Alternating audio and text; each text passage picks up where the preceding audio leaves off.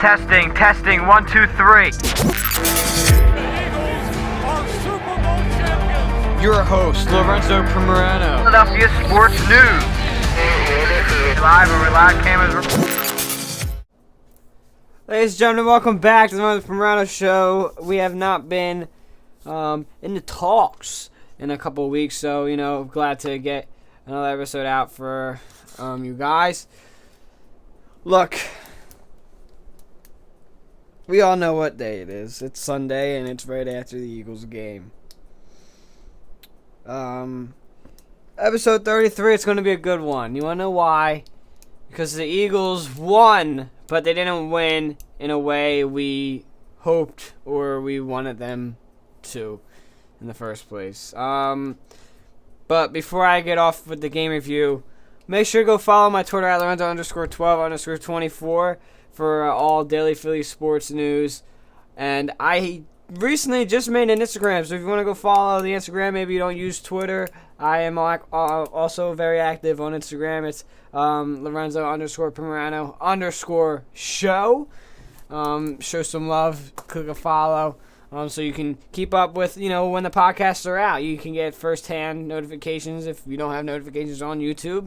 And, you'll be able to go right from there, see the posts and updates in all Philly sports news, as you would do on Twitter. But, without further ado, I'm going to get right into this.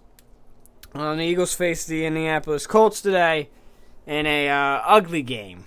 Very, very ugly game. I did not think it was... They did not play the way they've been playing. I feel like the loss from last week against Washington really killed them, and they were just not able to get the momentum that they have been striving for, let's say, like the past 10 weeks. A very, very disappointing game for the Eagles. Honestly, if I'm being completely honest with you, I thought they were going to lose. I am very surprised that they were able to pull off with a win. It was a very ugly game, and if you were watching it as well, you could probably agree with me on the fact that the Eagles' offense did not look like they had any energy at all. Like, it's completely zero energy to work with. And it was just so frustrating to see them play.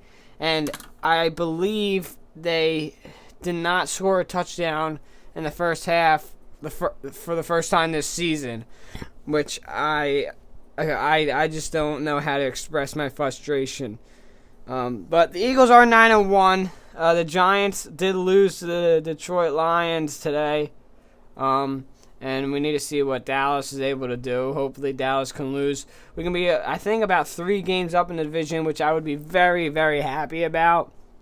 But for right now, we need to work on this Eagles team. This Eagles team has, since the loss from last week, they've been declining. We saw the offense this week.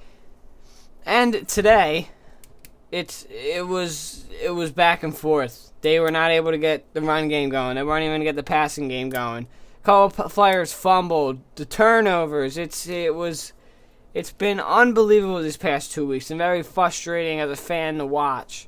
And I know that I came on here and just criticized the Eagles for the last almost 4 minutes. But I am speaking the truth. I am telling you what needs to be said, what needs to be addressed. And it's been all year. All year with the problem that the Eagles cannot stop the run. They were not able to stop Jonathan Taylor in the opening drive. The opening drive, I think, is something that killed us, because then we wouldn't even do anything on our opening drive. And it was just a whole mess all around.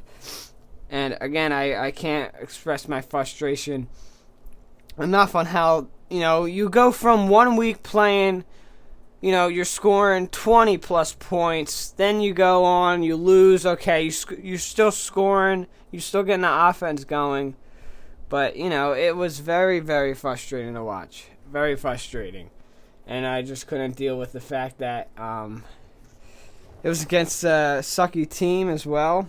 I felt like They should have been playing like that against the Indianapolis Colts. And yeah, I feel like we could have been a lot better than what we were. Yeah, so a very disappointing game, in my opinion. But, you always have to look at the good, so that's where I'm going to go now. The good about what happened today is that the Eagles are 9-1. I believe, if I am correct, they need to win 2 more games to clinch the division. I'm not entirely sure on that. I do have to check. But I guess it depends because New York is 7-3. We're 9-1. Oh wait, no, never mind. Well, everything just needs to fall into place at that point. But the good the Eagles did today, they were able to get the win. They were able to pull off. They were able to show that they are able to, perform in high-pressured situations, which is what I'm taking out of this whole thing. And, what I want to see more is I don't want to see the runs on first down, right? Like, I feel like we are running it too much on first down, and we are not giving the ball to Sanders if we are running it. It's either a run with Hurts or a run with Kenneth Gainwell or Boston Scott. I just don't understand how you just cannot give Miles freaking Sanders the ball and just let him run. He is probably the most underrated running back in the league, and you do not give him the ball at any necessary time. Like, I just don't. I feel like there's times where he can get the ball, and there's some times where he can't. But the times that he can get the ball, they don't give it to him. The times that they shouldn't give him the ball, they were not giving it to him. But yeah, the biggest takeaway I take away from the Eagles is, they got the win. They're able to perform in a high-pressure situation. And we move on to next week. Next week is against the... I don't know, actually. Might be against the Titans or the Packers. I'm not sure, but yeah. Eagles, they need to work. They need to work. Enough with what I am going through right now with this Eagles team. I'm still not feeling 100%. These past couple weeks have been very hard for me. I've been headaches, everything you can imagine, symptoms-wise, I've probably had. But we're fighting through it. I've been able to get a couple of podcasts down the last week, which is a good thing. And, of course, this one this week. Only a couple of things I need to go over now. I want to talk about Joel Embiid. Joel the Process Embiid dropped 59 points way earlier this week. Amazing performance. 59 points was a career high. Couldn't get 60. 59 just looks like a weird number. But yeah, career high for Embiid, 59 points. And, I think he went off, too, in the next game. 38 points, maybe. They beat Milwaukee, the best team in the league, I believe, right now. And the controversy, I know I had put on my Twitter to go follow my Instagram, but if you did not look at my Instagram, I actually expressed my frustration on what people were saying was a foul a foul or goaltending on the block that Embiid had on Giannis. And you can go to my Instagram right now, picture everything. The ball is not even in the box. Not even close to the white box on the backboard. And Embiid has his hand fully on the ball, nowhere touching Giannis, and people are still complaining, saying, nope, goaltending, it's goaltending. It's not goaltending. The goaltending is when the ball is going to go into the net, not when it's 6 inches away from the net. It's got to be near the rim or in the box. It is nowhere close. Nowhere close. And on the other hand, people were saying, oh, well, if it's not goaltending, then it's a foul because Embiid hit Giannis. The ball, Embiid got all ball. I don't know what else to tell you. The picture freaking explains it. Embiid had all ball.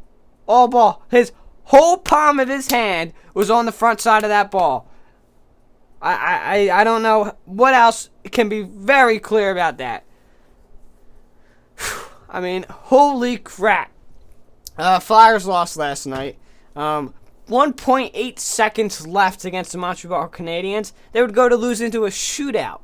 1.8 seconds left. Yeah, Nick Suzuki, I believe, is the one who scored it. I don't even know who scored it. But I really don't care anyway. Flyers are slowly heading back to where they should be, which is being awful. Like we thought they would. They had a good run. The first, 10 games. But yeah, it looks like, they're in a rebuilding stage. Tortorella looks like he's going to pass out soon. He might be rushed to the hospital. I don't know, man. He's looking stressed out there as a head coach. Well, it's been another Primerano show. Make sure to go follow my Twitter and my Instagram. Twitter is Lorenzo_12_24. Instagram, Lorenzo_Primerano_show. For all daily Philly sports news, I'm going to be going back and forth between Twitter and Instagram. Certain things are going to be posted on Twitter, certain things are going to be posted on Instagram, but otherwise you'll still be updated on when the podcast is coming out and the certain news that's happening in Philly sports, is just depending on what platform I put it on. It's been the Primerano show, and we will hope to see you all next week, as I should be feeling a lot better than I am now. Peace.